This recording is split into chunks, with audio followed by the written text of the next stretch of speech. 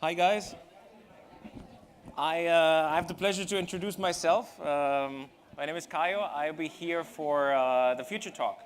And my passion, I'm very excited to be here. My passion is about the future of work. And the next 30 minutes, we're going to play a bit around with it, have a good time, but also see how exponential technology can actually impact the life of the next 3 billion. And the way we're going to do it is we're going to do a little exercise on the mindset. Because we're in the future stage, we want to be in 2030. So we get our minds towards being in 2030 to get an understanding how technology will actually impact the lives in the emerging markets. How will that impact the jobs itself? And that, of course, at the end, the most important is not to talk about it, but to actually action it. So how can we action it afterwards? It's a 30-minute talk, and we're going to have a good time. And I am, just as an insight, I'm a deeply positive person, and I'm very excited about the future. I cannot wait to be in 2030 and what the technology will bring to us. So I'm going to put a bold statement out. I'm going to say that exponential technology will impact the lives of the next 3 billion. It will impact the lives of the next 3 billion that are currently working under $3 a day. It will impact the lives of the people that get access to the internet, which is also 3 billion. And it will impact the 3 billion people that will move from blue-collar workers to white-collar workers in the next year. And let's just picture 2030. We're now in our mindset in 2030, and if we're reading the news and when we talk about AI as a technology, what is the first thing that will come in our mind? It will probably be something around the line of Will Smith, I'm Legend Robot, they will outsmart us and will take our jobs away. And that is, in its fundamentals, can be true, but it's a very linear way of thinking. We're thinking there are right now 200,000 jobs in Manila in the call centers, and then tomorrow they're gone because the AI will take it away. Today and tomorrow. And of course, our brains are able to capitalize this knowledge because there's so many scenarios out there, it's so many variables that happen and that infect it. So we are focusing on it. I would almost say it is a tunnel vision in order for us to cope with the future. And today, in the next 25 minutes, we're going to broaden our horizon and we're thinking a bit outside the box. So if you bear with me and give me a bit of trust, I would like to do a little experiment. And that we all close our eyes and just picture now the year of 2030. To picture yourself in 2030. To understand where you will be professionally, at work. Are you retired? Have you gotten that new job? And personally, what's happening to family, to new kids, new grandkids? And what's there in 2030 for you? And with that said, that's why we're actually in the future stage here, that we're truly arrived. So keep that knowledge. Think about yourself in 12 years. And now let's look into what the technology has to offer in 2030, because it's actually truly exciting. And some of the data that I took is from the World Bank that asked 800 executives how the future is going to be like, and the majority answered that these events are going to happen. And first and foremost, technology is already and will even more be exponential. That's a very amazing thought, and it's an explanation that can be very nicely described in a chess field, that the processing power and the power of itself is doubling each year, while the cost of technology is cutting in half. And if we take that example of the rice field, I think a king almost lost 5 times of the annual rice corn fields in the world by saying, if we take one rice corn in the first square, and then we double it, and then we double it, and then we double it, what would happen if we're ending at that square? How much rice corns are we giving away? And if somebody can tell me that number here and explain it, then I'll be very happy. But let's just say it's an amazing amount. That's trillion. I don't know what's really coming afterwards, but it's vastly huge. And that's the exponential curve that we're having. And you can see this with the processing power that a laptop now and even the smartphone is so much more powerful than the largest computer was in the 20 years. But we all know that, right? But what else is technology able to do? It cut the cost down. 2002, DNA sequencing was, to sequence one DNA was $3.2 million. You can get the same now for a sequence at 1,000. And by 2030, it will be as cheap as getting a blood sample. So just think about what we can do in the long life jeopardy or in biotechnology if we're at that stage. Then also, impact-wise with technology, by 2024, we will have the first 3D printed liver transplanted in a body, a 3D printed liver. So what does that do to healthcare and to our prosperity of living? And also it provides access, and since we're an educational conference, it will break barriers. By 2030, we will not have any issues and language barriers anymore because we all have an earphone that will, in real time, not right now that Siri doesn't understand me and weather is something completely else, in real time in any language there's a translation. What that does do to education and to employment. It's just mind-blowing.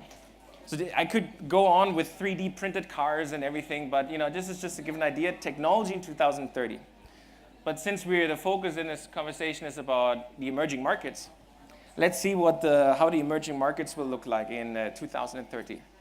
And the first thing is that we're going to have a lot of selfies being taken because 90% of the whole world will going to have the supercomputer in their hands.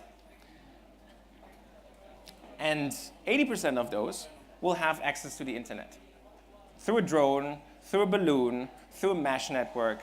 Amazingly possible that, think about the curious minds that now have access to Google or to Bing or to Xing and can actually Google. That's absolutely amazing. And of course, that trajectory will then impact the GDP of the countries. You have 80% of the middle class will come from the developing world. And that affects also the GDP. That will have the majority of the GDP, 57% will come from the developing world.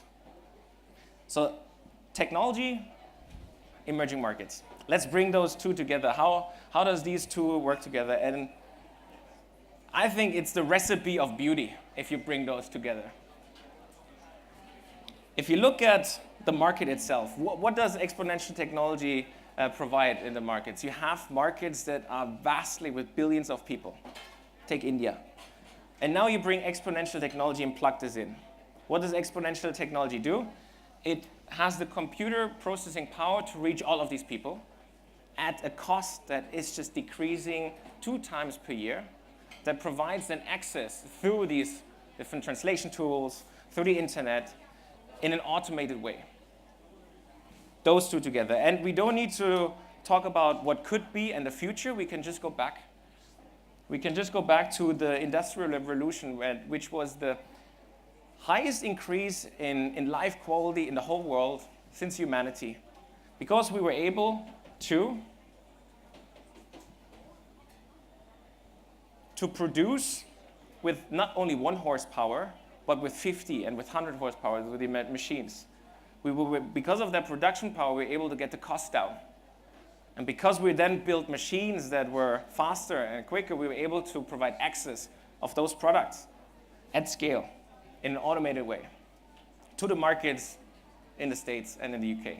That happened a few hundred years ago. And that's going to happen now with the emerging technology as well.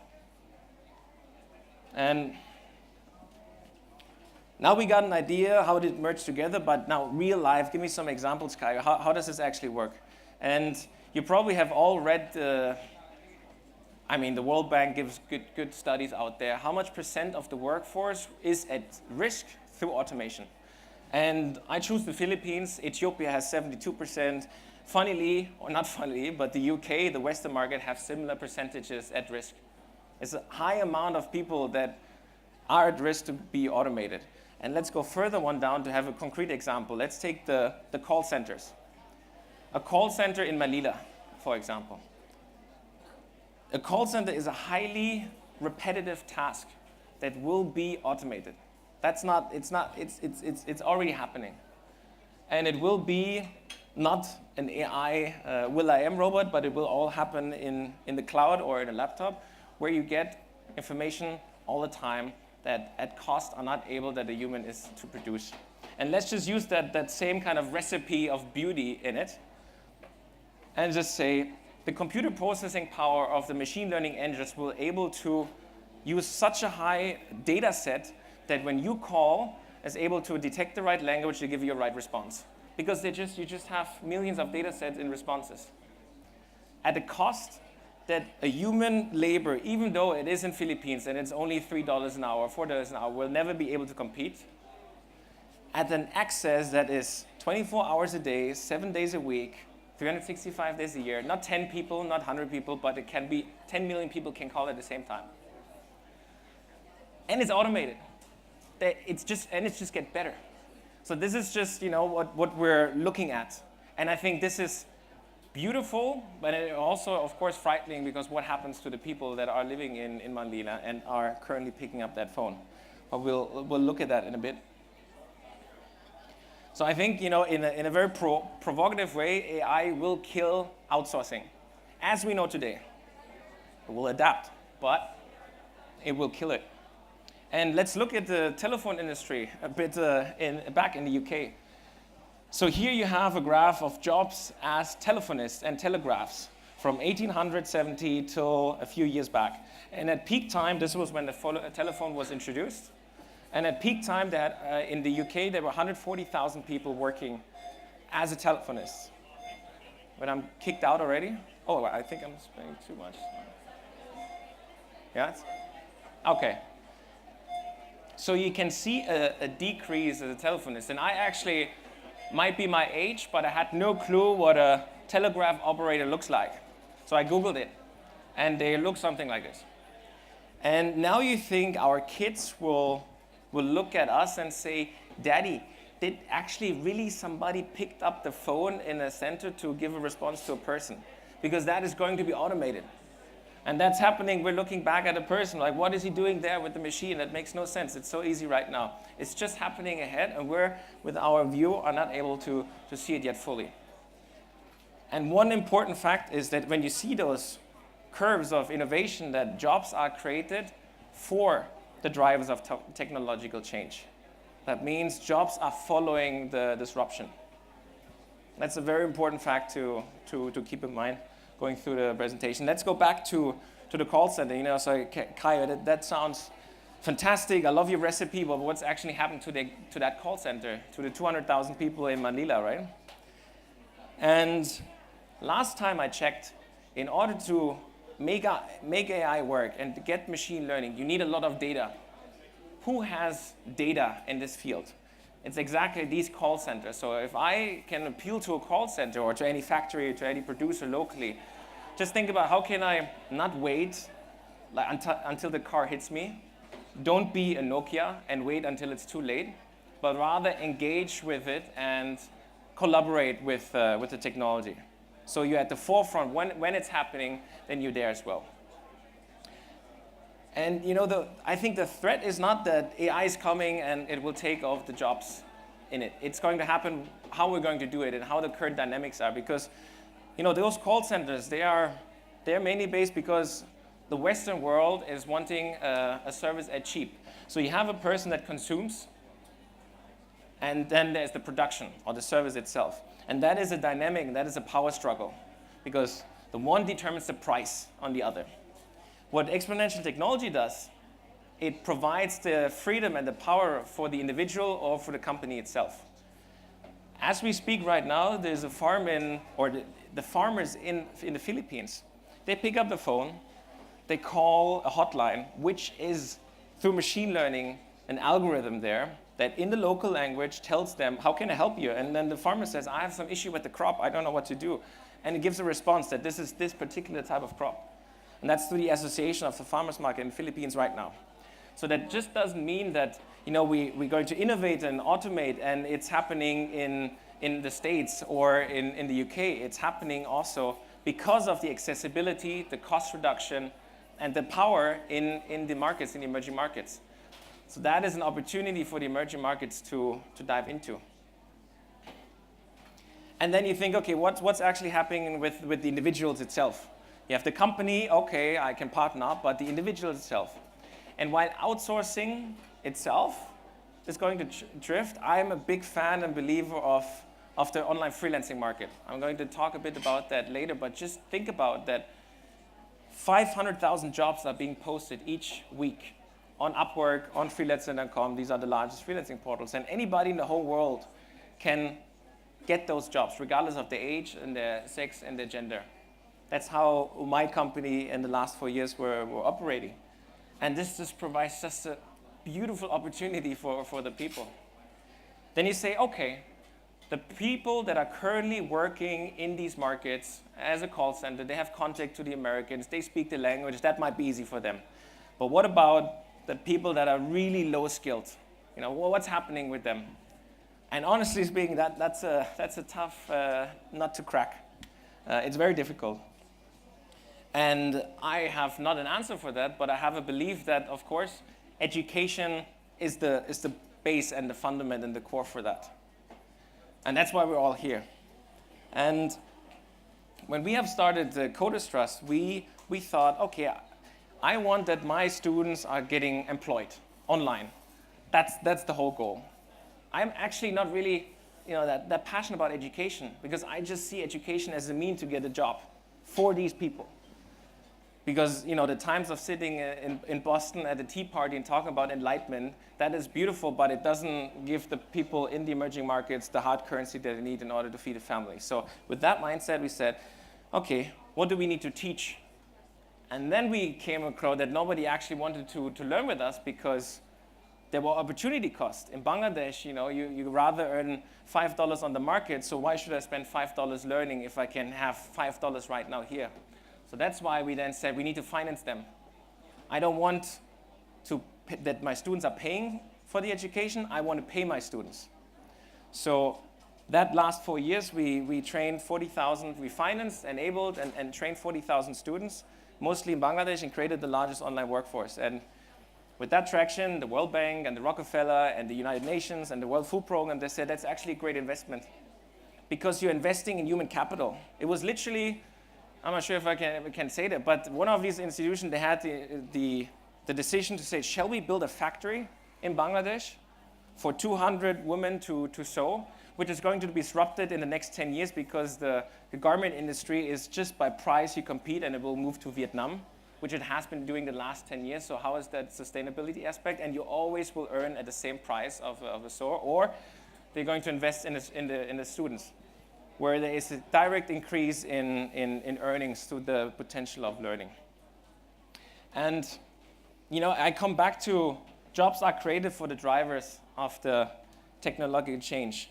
And we have to swallow our own spoon. So what are we doing on a quarterly basis? We're going on Upwork, the largest freelancing portal in the world, and we're saying, what skills are currently in demand? What American customers want? And it's no surprise that right now, Q3 2017, they want exponential technologies. They want to have freelancers that can help them with robotics, with Bitcoin, with blockchain. And then what we're doing is we're saying, what can our Syrian refugees, our Bangladeshis, our Bhutanese students can do with their current skill set? It's probably not Bitcoin and to program it, but it's going to be something like, how can I provide Salesforce support? How can I provide HubSpot marketing? So when we teach something, we know already that the market is there. And I don't need to go to the large companies, go to an HR department and say, hire my students. It's automated online on the freelancing market. And one of those students is Anik. He started 3 years ago. And in the involvement, he started WordPress and now earns $50 an hour through being a very expert in his field in WordPress. And what we have taken then Anik to do is to say, Anik, you're so amazing. We want you to be the local hero, because nobody wants me to speak about WordPress. It should be a person from the local community. And now, this is what's happening. He went to a person that wants to earn money for himself, and now this is from his Facebook page. He's changing lives around the globe. So what that means actually that we were educating Anik to then go to Bhutan and teach our students in Bhutan. And now he's doing a live education online through Syrian refugees in northern Iraq. And that is amazing. And I'm happy for that, but honestly speaking, 40,000 students is a good achievement for a young company, but it is just literally a drop in the ocean. It's absolutely nothing for 7 billion people in the world. And the education market is so fragmented, and now I'm just asking you, and together let's think a bit bold. How can we enable 3 billion talents? How can this be possible, right? Not millions, but billions. Like what needs to happen? Because it's very difficult for us to have that mindset, because we're in a schooling setup. How's a school built? You have a room with 25 students. We have one teacher. How can you do this, replicate this on any level, that there's 3 billion people popping out at the end that actually can add value? So let's just apply what we heard a bit today, and let's go a bit crazy and creative. Let's take some of these exponential technologies and just plug in together and play around what we can do. Because remember, we're still in 2030. So bear with me. Why don't we take virtual reality, voice recognition, and artificial intelligence, plug that all together, and then come up with a virtual classroom where your friends, your best friends, are together with you. The best teacher in the whole world, that was voted here in this beautiful conference, is dialing in and speaking in French. But through real-time translation, it comes in real time to me in Hindi. Everything I say is documented and recorded, and my machine learning engine is going to make the best suggestion of what homework I can do and what learning path and trajectory I can follow. And because balloons are in the air or drones are flying around, internet is for free, and I can use that. I mean, like, how does that sound? Is that, you probably think I'm completely nuts and crazy? But all the individual pieces are already there. You already have the headphone. Facebook is coming out with the tool. You have the machine learning engine. Voice is not working, not that as good, but we have 12 years time to do that. And of course, the limiting factor here is accessibility, because the VR set right now costs $1,000. So how can you get 1 billion people to do that? But what we learned is with exponential technology, the price is going down. And we see that with Oculus Rift right now. It's one of the VR headset producers. They're coming up with a solution this year that costs $200. And now as an appeal, what would happen if a government, a large corporation says, I want 50 million units of those? What would happen in the economies of scale? We did a bit the math, and it would go down to $25. So you have a VR headset that costs $25. You have internet that is free.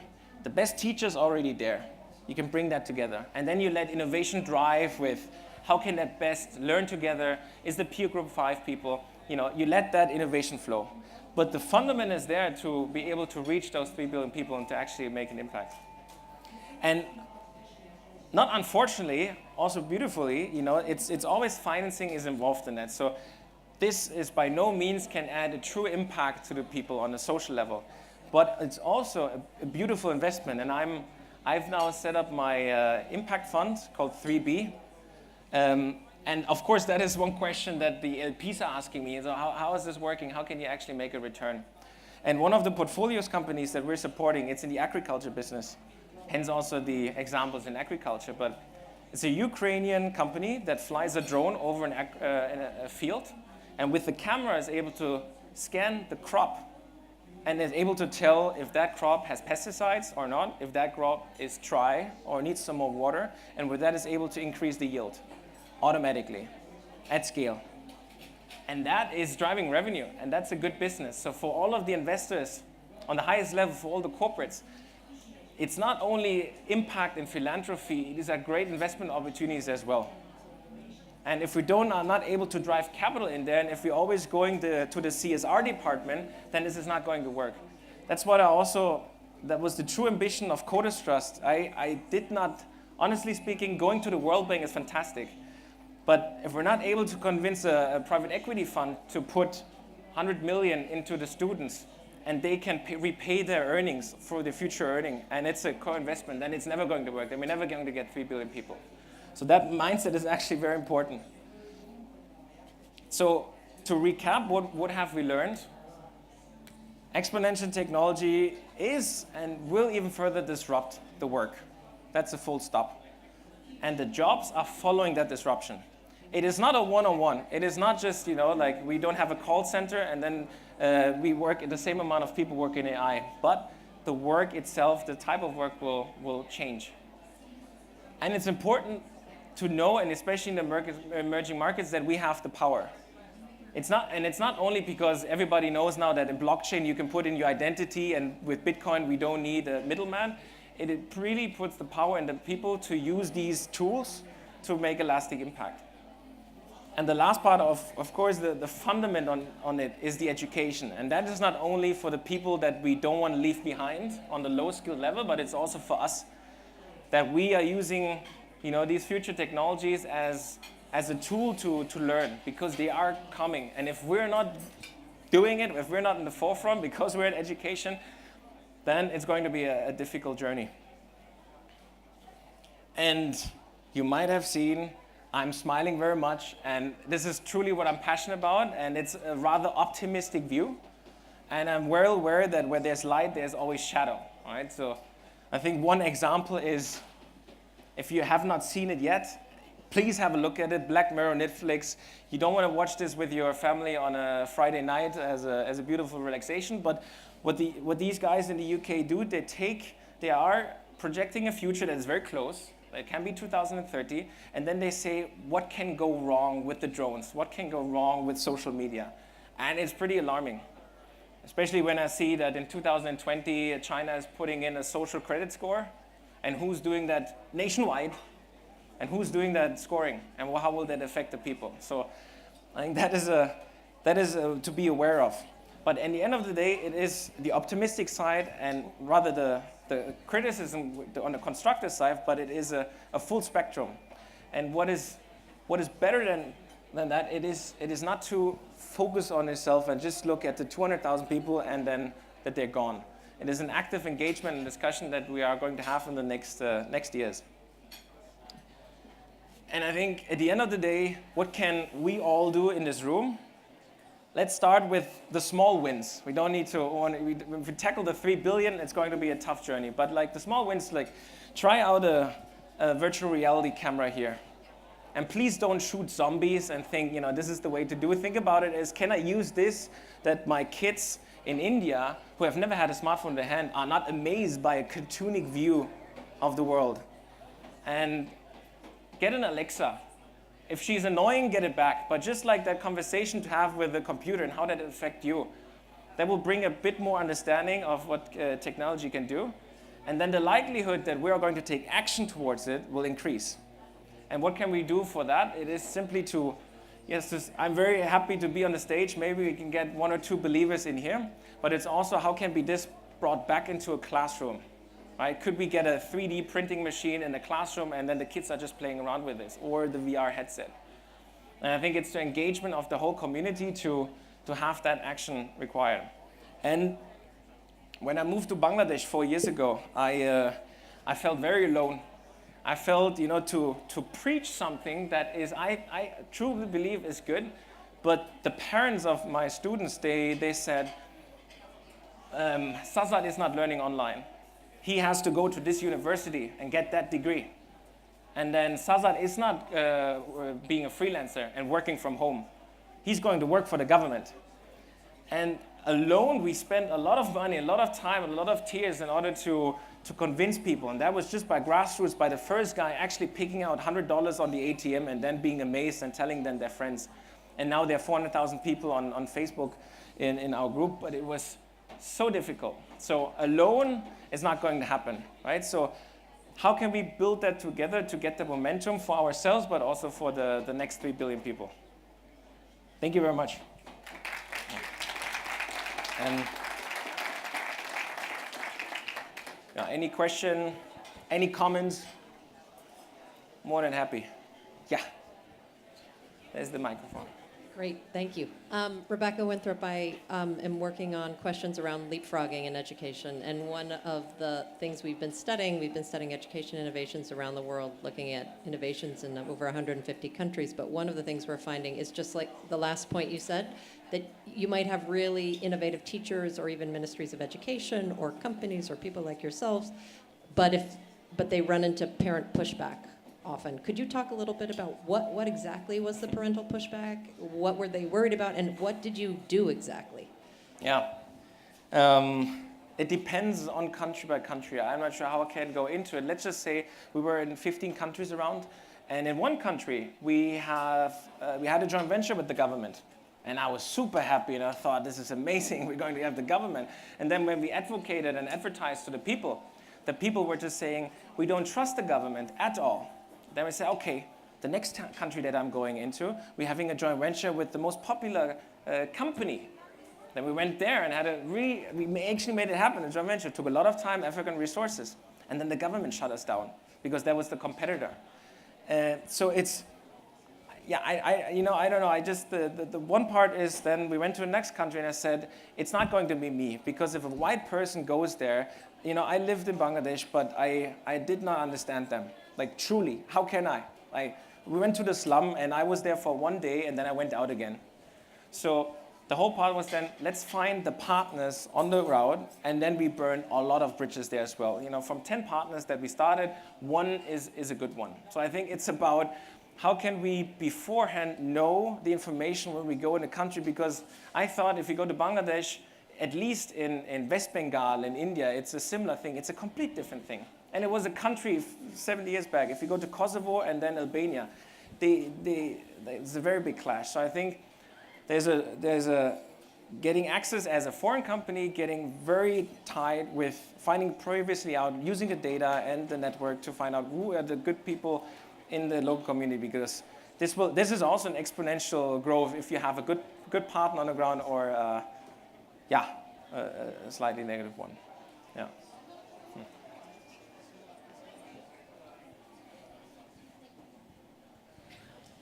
Yeah.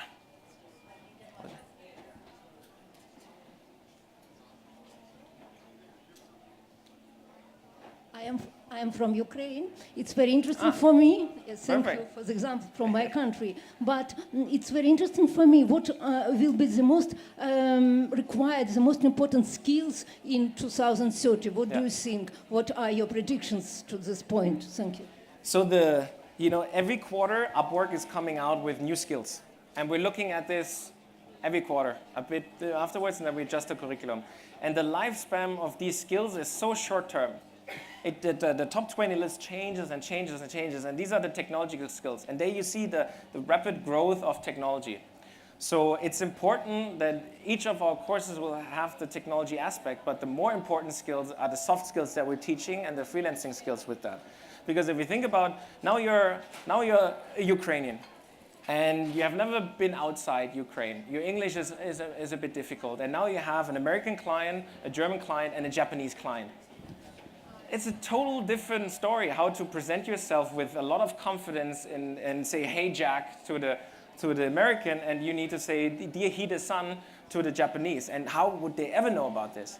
So it's about the cultural awareness. I think this is the most important skills. And that's also not something new, right? But it's also, if you think about a we culture against an I culture. When we were in India, and you have 1.2 billion people that are a unit.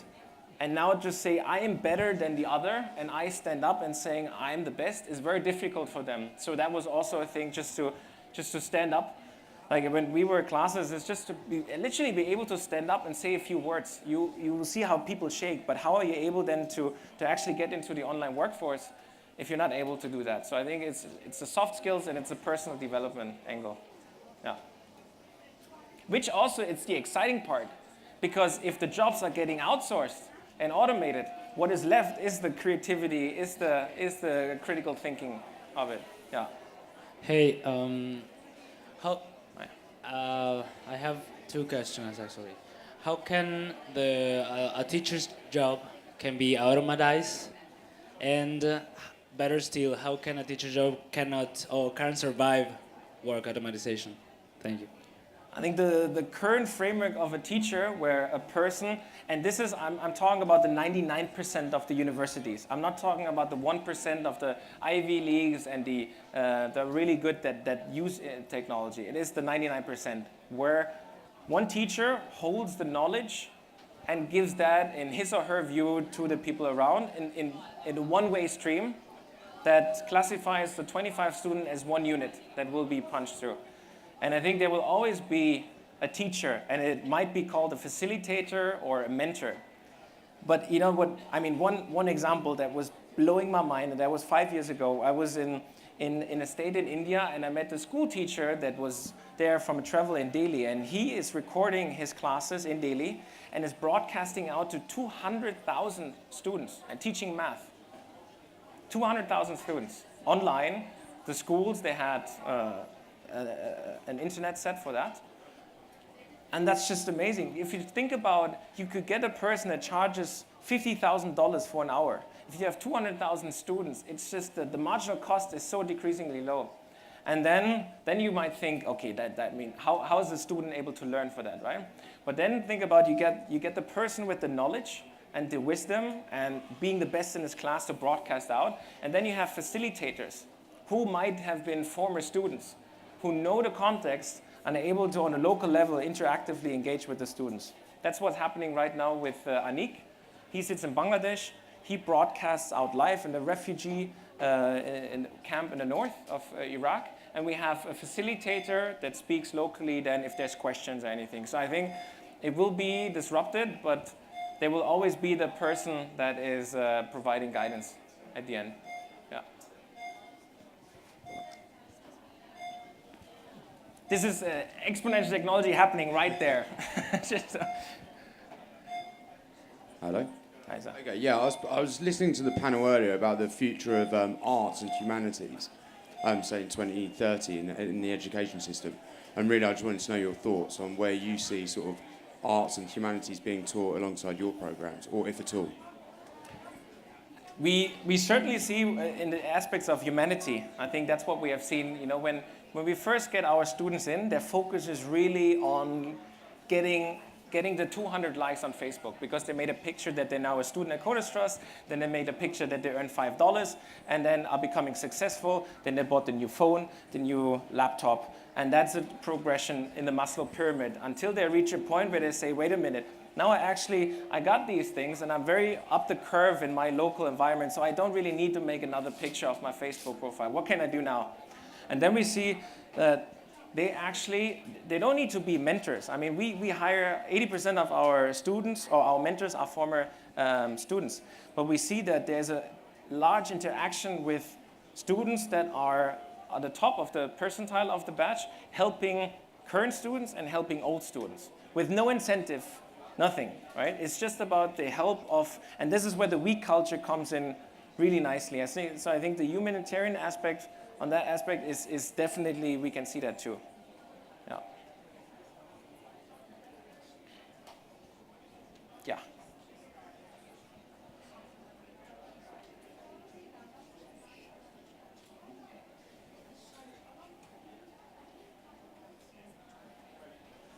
Hi, I'm speaking on behalf of Ignacio from Argentina.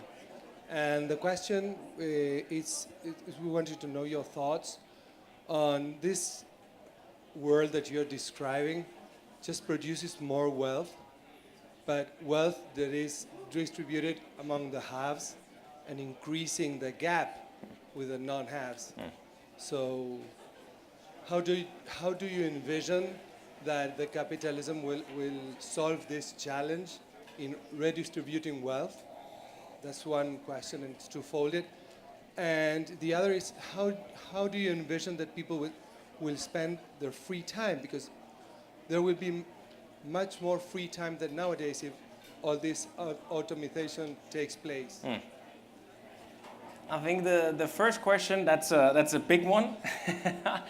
I honestly think that, you know, initially there is already a bridge between the developing world and the emerging markets. There is a bridge about the buying power that I had on one picture and then the purchasing one.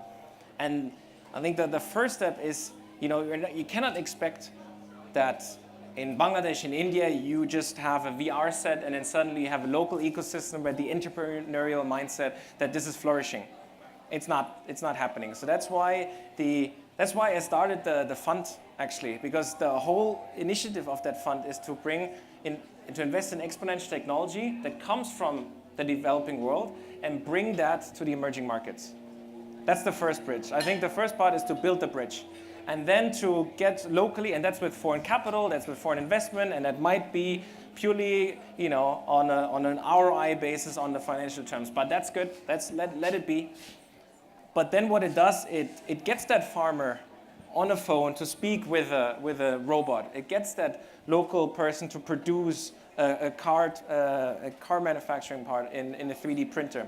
So you're sensitizing the local environment until the local consumption. If you print a car part, then you can think, what can I else print with it? And then you go online because you have internet now, and then you can say, wait a second, I can print clothes, I can print prosthetics, and then I can build with that and new entrepreneurial mindset. I can create new markets online. So I think it's not going to be a short solution. There is the flow of capital coming in, but with that also comes knowledge and access. And then it's about the education to tell that people, wait a second, what else can I do with it? And the second question about time, yeah, I think it's going into the direction of humanity and art. I think that's beautiful. I sometimes ask myself, I wanted to put that on the slide. I thought that might be a bit too much, but what about if the robot from I'm Legend takes all of our jobs? Like, you wake up and everything is automated because the car that is manufactured in 3D outside is connected to Uber and drives without a person in there outside and earns money for you. So you're sitting at home and so the car earns money for you. So what can you do with it? And I think this is exactly a question with the tunnel vision. I think right now it's very difficult to look at that, to say, okay, in 2030, we have no time, what do we do? Because in the next years, there's going to so much changes in all of the different environments. We're going to have smart cities that have no cars in there at all, and everything is green environment. So we are really good in being creative when we see around us what we can do, what we can touch. So I think that's going to happen in the next years, that we can get those incentives, what we do with our time. Yeah.